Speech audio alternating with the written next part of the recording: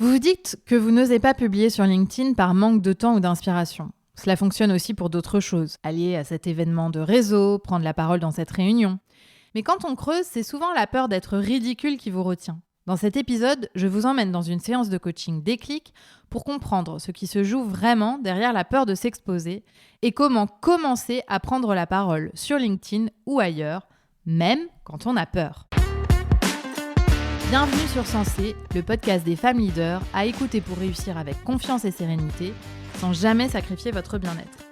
Je suis Jenny Chamas, fondatrice de Coach Happy, master coach et mentor. Avec mon équipe, nous accompagnons les femmes leaders dans leur croissance professionnelle, avec comme maître mot, sérénité, confiance, hauteur et impact. Vous écoutez l'épisode 49 de Sensé.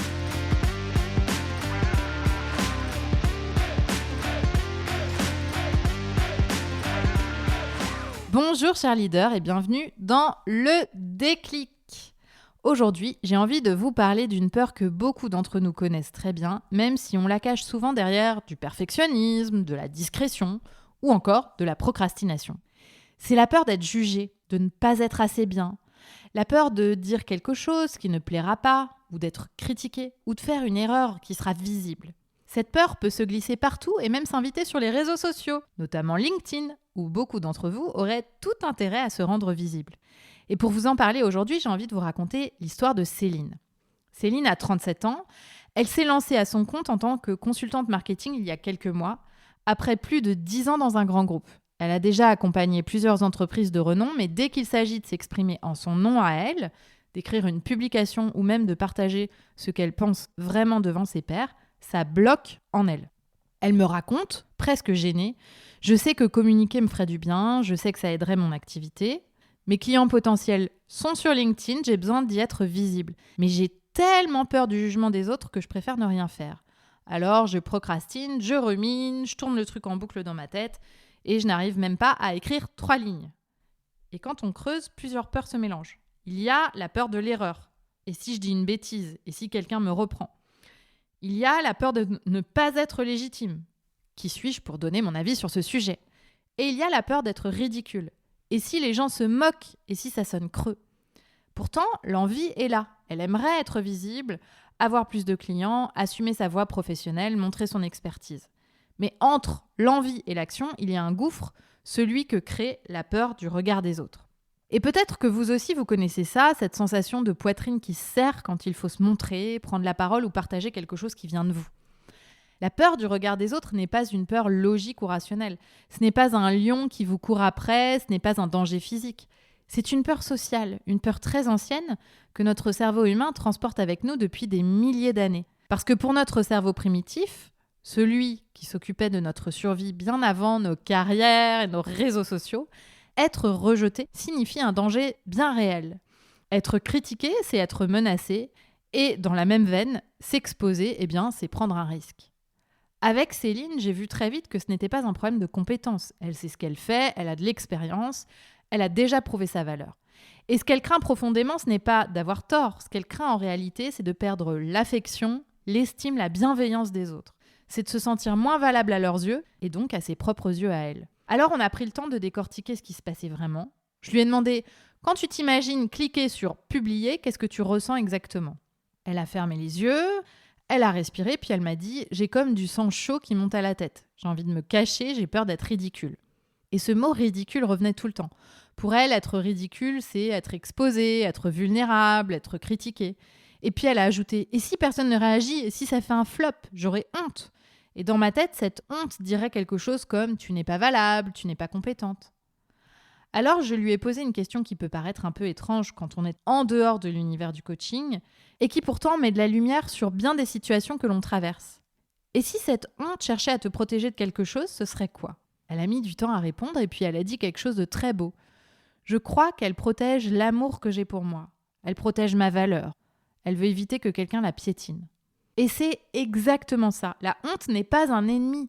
Ce n'est pas un monstre qu'il faudrait faire taire. Au contraire, c'est une alarme intérieure qui dit simplement « Attention, tu t'exposes, il y a une possibilité, même infime, que quelqu'un te fasse mal. » Bien sûr, dans la situation de Céline, il n'y avait aucun danger réel, simplement une projection, une histoire que son cerveau racontait, comme s'il voulait la garder dans un cocon. Alors plutôt que d'essayer de supprimer la peur, ce qui, soyons honnêtes, ne fonctionne jamais tout à fait, on a cherché comment lui donner un rôle différent, comment faire en sorte que cette peur devienne un signal d'accompagnement plutôt qu'un frein.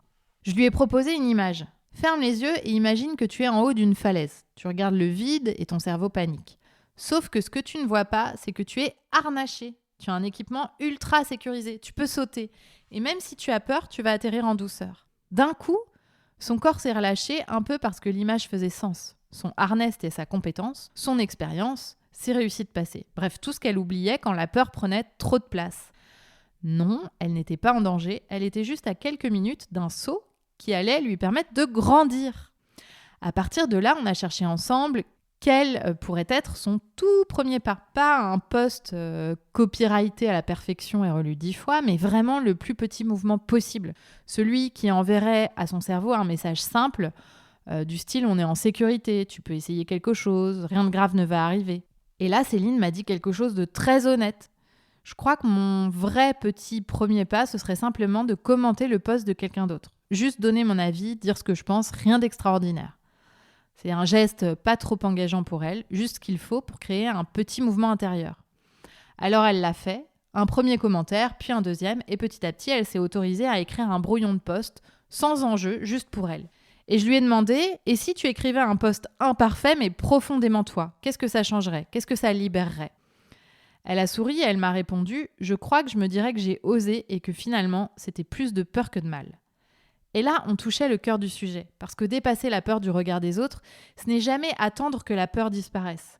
Ce n'est jamais devenir soudainement une femme qui n'a plus aucun doute. C'est avancer avec la peur, c'est continuer à bouger en sachant qu'elle est là.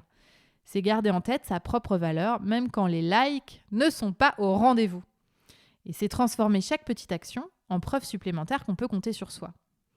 Quelques jours plus tard, elle m'a envoyé un message. Elle avait publié. Elle m'a écrit « J'ai eu peur, oui. J'ai rafraîchi la page 20 fois, mais j'ai surtout ressenti quelque chose que je n'avais pas ressenti depuis longtemps, de l'audace. » Waouh ! Parce que l'audace, ce n'est pas l'absence de peur, mes chers leaders. L'audace, c'est le choix d'avancer malgré la peur, de se dire « Je ne suis pas obligée d'attendre d'être sûre pour commencer. » Et c'est exactement ce que Céline a fait. Le vrai déclic de Céline est arrivé presque en douceur. Elle m'a dit un matin, j'ai compris que LinkedIn n'était pas un tribunal où les gens m'attendaient au tournant, mais un laboratoire pour renforcer mon estime de moi. Et cette phrase, je l'ai trouvée d'une justesse incroyable. Tant que vous voyez les autres comme des juges scrutant la moindre imperfection, vous vous rétrécissez, vous vous cachez, vous renoncez avant même d'avoir essayé. Mais au moment où vous changez de cadre, quand LinkedIn ou n'importe quel espace où vous vous exprimez devient un terrain d'essai, un lieu où l'on teste, où l'on apprend, alors quelque chose se relâche et on reprend du pouvoir sur soi-même. Quelques jours plus tard, Céline m'a envoyé un message qui m'a fait sourire. Je fourmille d'idées maintenant que j'ai moins cette barrière du qu'en dira-t-on. C'est comme si la créativité revenait. Et oui, c'est exactement ça. Quand votre système nerveux comprend que vous êtes en sécurité, même si vous vous exposez un peu, la créativité revient, la légèreté revient et l'élan aussi. Et ce n'est pas la peur qui disparaît, c'est vous qui devenez plus grande qu'elle. Alors si vous vous reconnaissez dans le parcours de Céline, je veux vous laisser avec 3 pistes très simples. 1. Ne cherchez pas à être parfaite, cherchez à être vous. Votre valeur ne se joue pas dans l'absence de faute, elle se joue dans ce que vous avez appris et que personne d'autre ne peut dire exactement comme vous. 2. Faites un tout petit pas. Votre cerveau a besoin de preuves, pas de performance. Dès que vous quittez l'immobilité et que vous entrez dans un mouvement, même minuscule, le changement commence déjà. 3. Devenez votre propre référente. Avant de cliquer sur « Publier », posez-vous une seule question. Est-ce que moi, je trouve ça juste, cohérent, intéressant, fidèle à ce que je veux transmettre ? Le reste, vraiment, ce n'est que du bruit. Merci pour votre écoute. N'oubliez pas d'en parler autour de vous et de laisser 5 étoiles sur votre plateforme d'écoute si l'épisode vous a plu. Rendez-vous sur notre site jennychamas.com pour en savoir plus sur nos accompagnements et activités ou sur Instagram et LinkedIn pour discuter. Et rendez-vous la semaine prochaine pour un épisode sur ce que pensent les autres.